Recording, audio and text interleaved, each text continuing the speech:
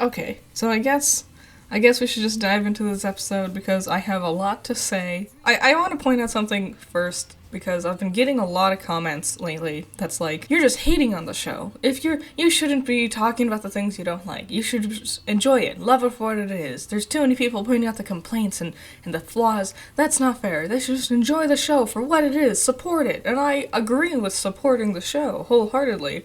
But I can point out its flaws and still love the show at the same time. Like, in order to be a fan of the show, I don't need to just turn my brain off and accept everything I'm getting without any complaint. That's not how the world works, to begin with. That's not how critique works, and that's not how anything works. That's not how it works.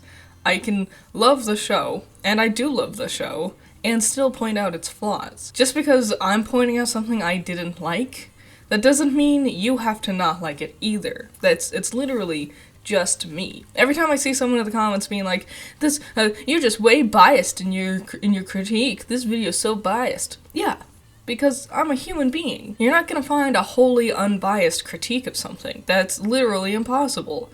And it's just the fact that I'm pointing this out personally does not mean anybody else needs to agree with me. That's why I say in my end slate, did you agree with me? Put your comments in, like, your thoughts and opinions in the comments, because more often than not, people won't agree with me, and that's fine. I'm just pointing out the things that I'm noticing that I don't like.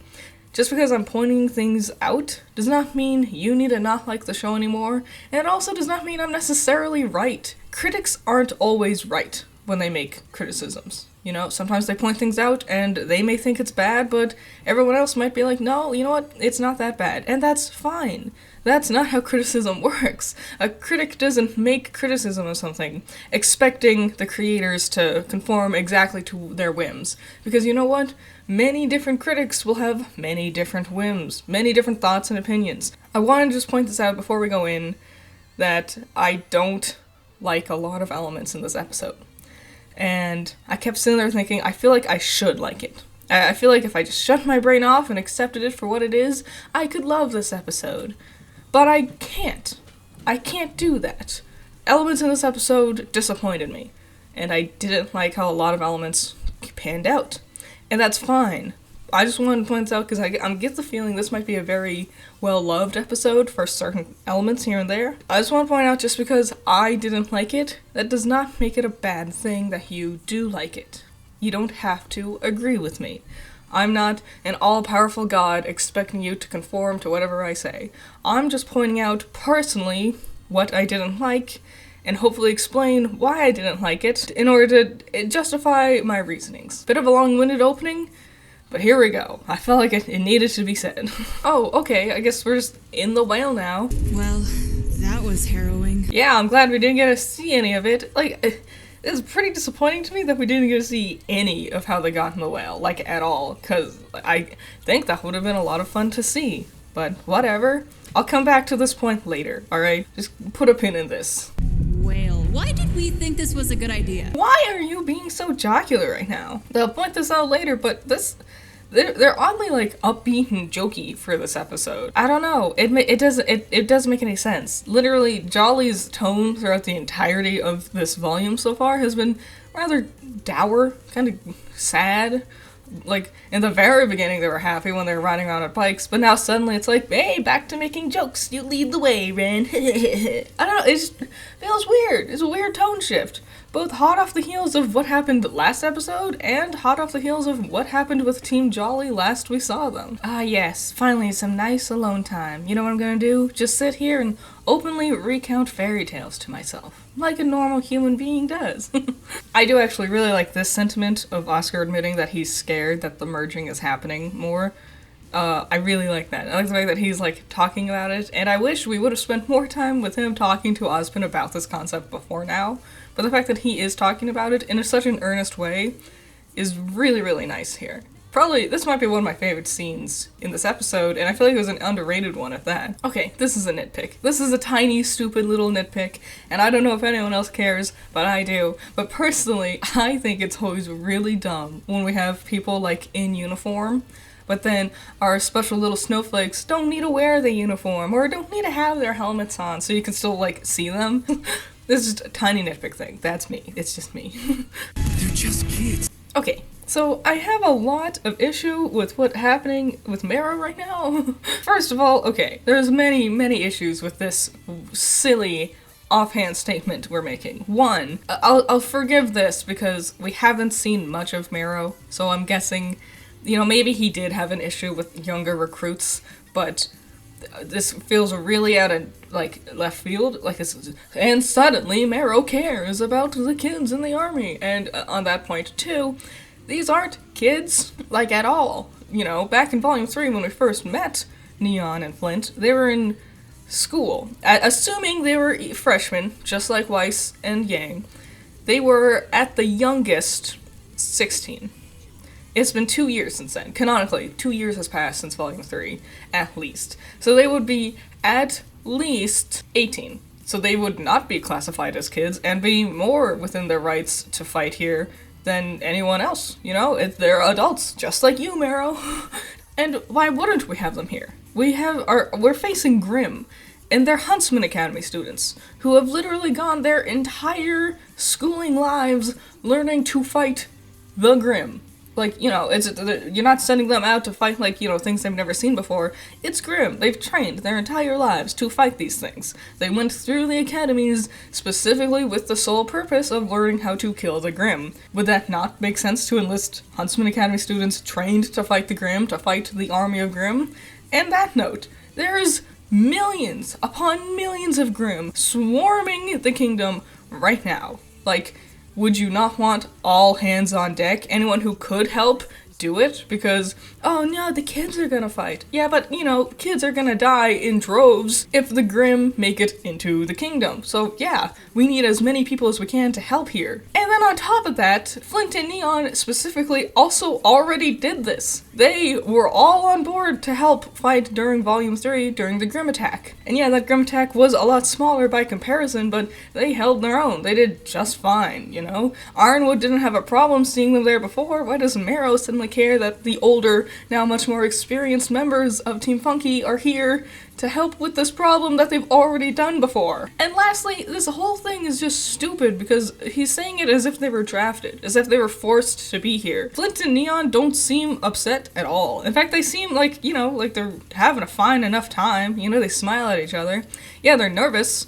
Everyone's nervous when they're going off to war, but I don't think they were drafted. If anything, they probably volunteered. Because if they're fighting the Grimm and they know how to fight the Grimm, they would totally volunteer.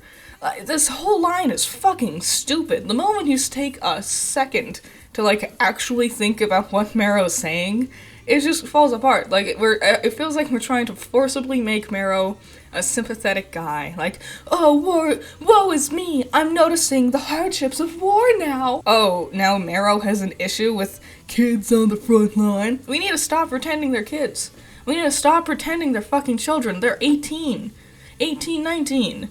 They are adults. They are definitely adults. Just because you have modeled them to be slightly shorter than Crow, that does not mean they're actual 12-year-olds or anything. And suddenly Emerald's here too, I guess. Did you have a question for me? Great, now ask a question. Actually, I think all my questions are answered now. No, ask a question. None of you have a question for me? Yes, and ask her a question. No, but we'll be bringing you with us. What are you doing? This is another dumb plot point. I don't get it. They all know Salem wants the lamp because she wants to do something with Jin. That's all. If Jin answers questions, she can only answer one more question. If you don't want Salem to get it and use it for nefarious purposes, and you dumbasses don't have a good question to ask, just ask a question to use up the last question from the lamp. That way Salem can't use it. So if your mission fails, even if Salem gets the password and everything and she goes in to ask a question, if the lamp is used up, she can't. So just use the last question. It's so, like, why are you holding on to this for? You've been carrying this stupid lamp around with you for 2 volumes now, and you've asked one thing. You can't, if you would have thought of a good enough question to bother not asking it yet, you would have done it by now. Because it's dumb. I can think of no reasons why they wouldn't do this. And that starts with getting you away from here. Okay, I am suddenly a good guy now. I've seen one blue big-titted bitch, and now I'm a good guy. Like, Emerald, you're gonna be a good guy too. Come on, let's go, good guy team. He believes we're going to get this done. Then I do too. Wow, I really hope this is not the end of the argument between Team Jolly, because this is weak. Like, really fucking weak. So, okay, first of all, they try to explain away Yang's sudden mood shift as, she's putting on a smile to hide her fear. And I'm fine, I'm willing to accept that. But it would have been much more acceptable back in, like, I don't know, Volume 3, Volume 2, Volume 3, back when she was actually a lighthearted person. After her arm got cut off, Yang has only been a Debbie Downer the entire time she's been reunited with the heroes again. To the point that people have been complaining, like, Yang is not the happy-go-lucky fun girl we used to love anymore.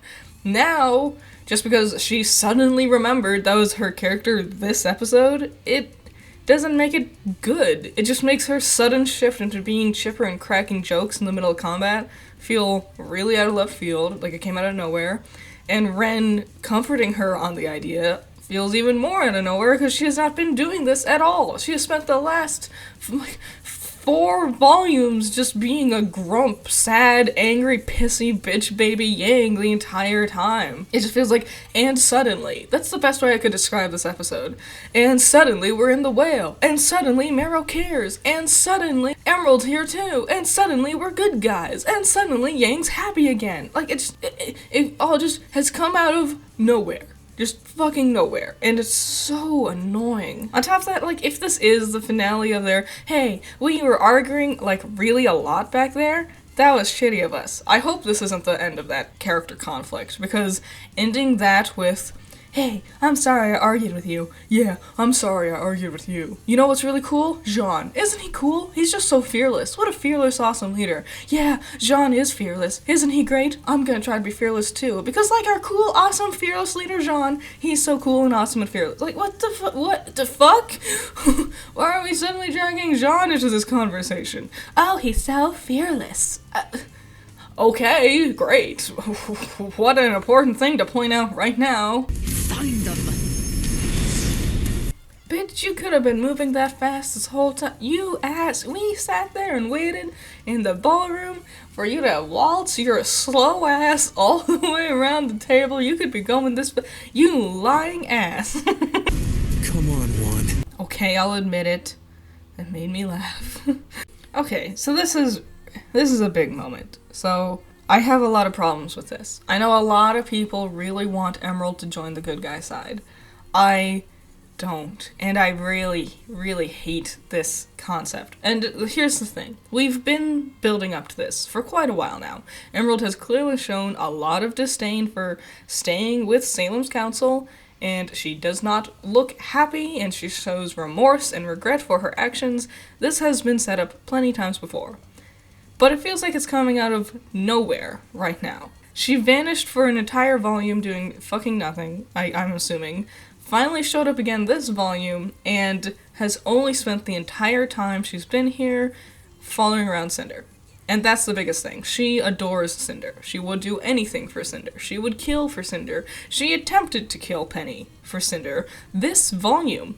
And now we're suddenly going to pretend just because Cinder isn't within her line of vision right now, she is willing to join the good guys. You know, the people that she has been actively trying to kill for years since her introduction. The murderer who killed Tuxin manipulated Pyrrha into killing Penny and then played a role into helping destroy Beacon, attack them at Haven. This is going to be the person we're just going to suddenly decide, yeah, you can be our friend now.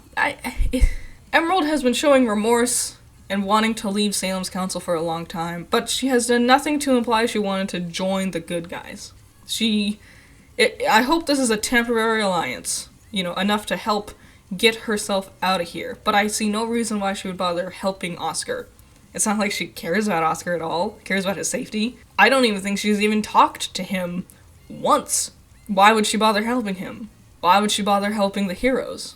What happens when Cinder comes back? I would love it if, like, Emerald defected with Cinder, but I don't see any reason why she would want to join the good guys, and I also see zero reason why the good guys would want her to join them. Why are we all just teaming up? If this was like a in dire straits moment, like, we all need to go right fucking now, sort of like at the end of this episode when Salem's going mega bitch mode and just attacking everyone indiscriminately, that would make sense, because in this moment it's not, hey, we're gonna begrudgingly work together. That's, I need to get out now or else I'm going to die. And these people will help me? Who cares? On that note, also, Hazel deciding to suddenly be a good guy because he saw a big-titted blue bitch, like, we're gonna just forgive the dude who grabbed Nora by the back of her head and slammed her face into the floor. We're just gonna forgive that guy. We're gonna forgive that guy who rocket-punched Crow into oblivion. We're just gonna forgive him. His being on the villains' side was contrived to begin with, but all he needed was, like, 1 or 2 pep talks from Oscar in order to make him change his mind. Like, I'm doing what Gretchen would have done. You never thought about what she would have done before now? Like, literally, you've never once thought, is this what my sister would want? While you're going out of your way to attack innocent children? It's all so contrived feeling, and it comes out of nowhere. That's the biggest thing.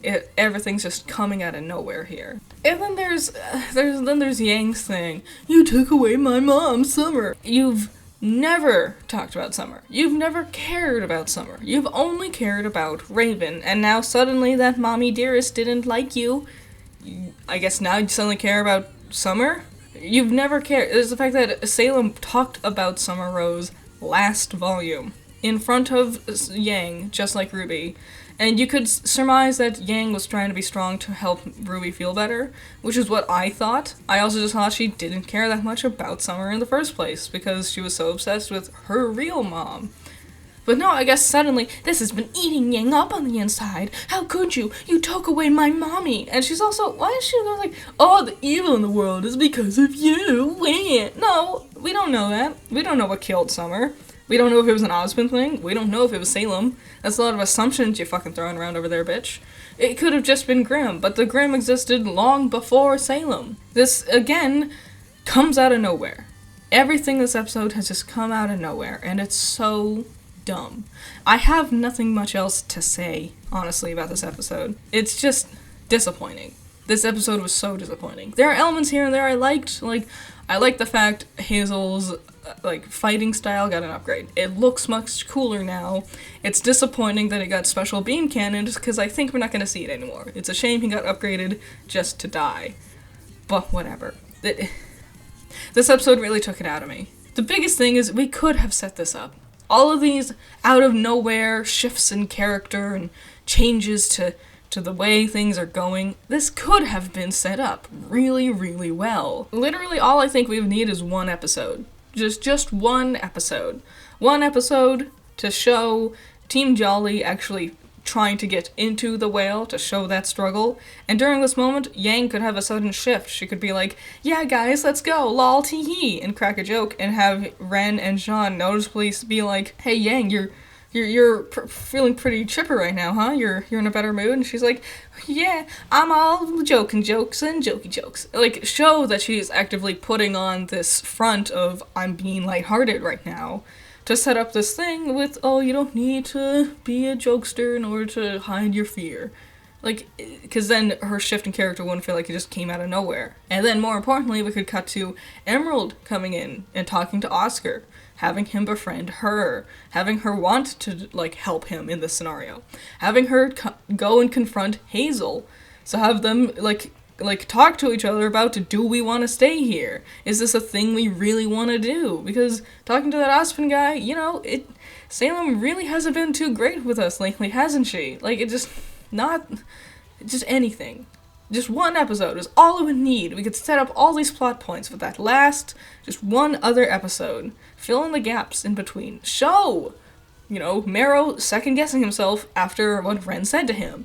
Have them, forcibly draft Team Funky. That way it would warrant Marrow saying, they're just kids, it's not fair. It would just be one episode. That's all you would need. Why are we wasting time with Team RWBY standing around drinking tea all episode 7 when nothing happened? Let's it's super disappointing to me. I am very disappointed with this episode. I didn't want to be. I did not want this review to be so dour. Such a bummer. Which is why I said that in the beginning, because after watching the episode a second time, I realized this was not going to be a fun, lighthearted review. And I bet a lot of people are going to be disappointed, because a lot of things happened here that I bet people really enjoyed. You know, it's implied she's going to do her own thing with the lamp. You know, Emerald is changing sides, which a lot of people want. We had a really good action scene, which was fun. There are things here and there that I'm sure people would love to have and are going to love this episode for, but I cannot look past the contrivances that got us here. And it's really a shame. It's really a shame, because I was loving this volume so much. I was enjoying it endlessly. And I hope it gets better. I hope maybe I can look back on this review and be like, oh, you stupid silly, you were so wrong when you were saying this right here. You were so wrong. You were so wrong with this review. Maybe it does get better set up. Maybe it just happens after they escape the whale. But it just, as it is right now, I am only disappointed. And it's a shame. So I'm sorry if this video wasn't what you wanted. I'm sorry. I really am. But I can't help it. I really can't. I would love to hear your thoughts and opinions. Especially if you did like this episode, please tell me why, because how can you forgive these things? I don't understand. But I hope you liked the video, or at least I hope you understand what I'm saying. Shout out to my $10 patrons, you're all amazing. Nako, Michael, James Dodds, Cool Duck, Andrew, Ramiel, Valhalla Knight, Chamomile, G Extreme, Classy Critic, Surge, Dakota D, Taj, Boulder Off Bros, Noah Perkins, and Sunny Shy. So even if you didn't agree with me, thank you for at least watching this video. Thank you for giving it a shot. Sometimes it's a good thing to listen to opinions that differ from yours, so it can help open your eyes a little bit, you know? I've done that before. I think it's a great way to learn how to properly critique yourself and other things. So yeah, if you liked this episode, tell me. If you didn't like this episode, tell me. Literally any and all thoughts and opinions. I want to see them in the comments below. Good or bad. And I hope next week's gonna be better. I'm very hopeful, because these last two episodes were really, really not what I was hoping for. So, fingers crossed for next week. There's only a few more episodes left, so I'll see you in the next one. Bye-bye.